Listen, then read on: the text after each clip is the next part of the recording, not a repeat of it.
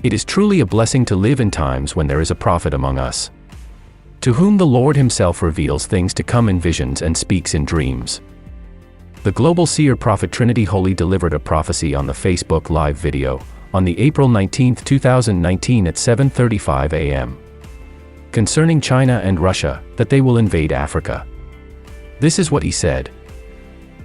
A few days back, I realized that it's like the Chinese, as I prophesied 7 months back, they are now putting their army in Zimbabwe. Remember the prophecy I gave a few months back where I said Zimbabwe and China will have a conflict to an extent where they will fight a bit. So it may not be a bit based on who the president will be, or based on how they will do things, but this previous week, the Chinese have started moving their armory in Zimbabwe. And 7 months back, the Lord spoke in time, say China will have a conflict of interest with Zimbabwe.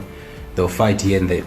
And also Russia, there's also going to be dispute with Russia, Zimbabwe, and I mean not personally like Zimbabwe and Russia, no, China and Russia. These are going to be two main countries that will take over Africa. I've been saying this for some time.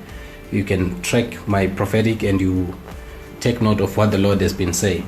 Second Russia-Africa summit in St. Petersburg has come to an end. But Vladimir Putin is hoping it will mark the beginning of Russia's new plan for Africa. He's seeking a bigger role, similar to that of the Soviet Union in the past century. Many people here know that the Soviet Union and Russia never assumed that we should only buy raw materials from Africa. How many enterprises, power plants, steel factories did the Soviet Union build in Africa?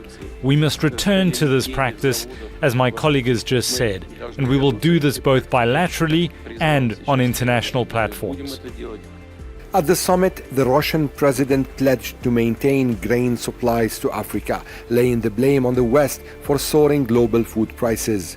He also announced writing off $23 billion of African debts, the establishment of an African-Russian security coordination mechanism, and most importantly, discussed a peace plan for Ukraine presented by African leaders. President Putin has shown us that he is ready to dialogue and find a solution.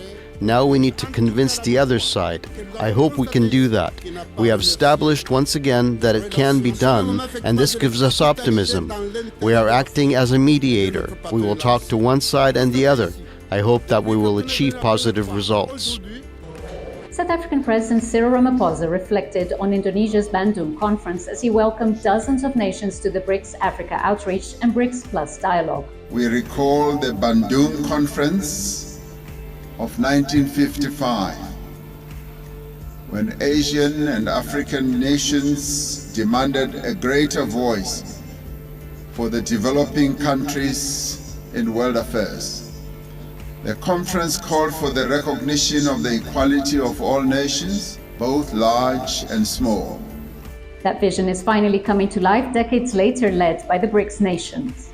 It is the right of Africa and the entire global South to fully reap the benefits of global trade and investment. Without trade and investment, our economies cannot thrive and our people's material conditions cannot improve. China has meanwhile proposed a global development fund to get development goals back on track. China has set up a global development and South-South cooperation fund with a total funding of $4 billion. And Chinese financial institutions will soon set up a special fund of $10 billion dedicated to the implementation of the GDI. We have prioritized green development, new type industrialization, the digital economy, and some other key areas. Realize the grace of God as He speaks through His mouthpiece. Be in a position to adhere to His voice, and the Lord will definitely do it for you.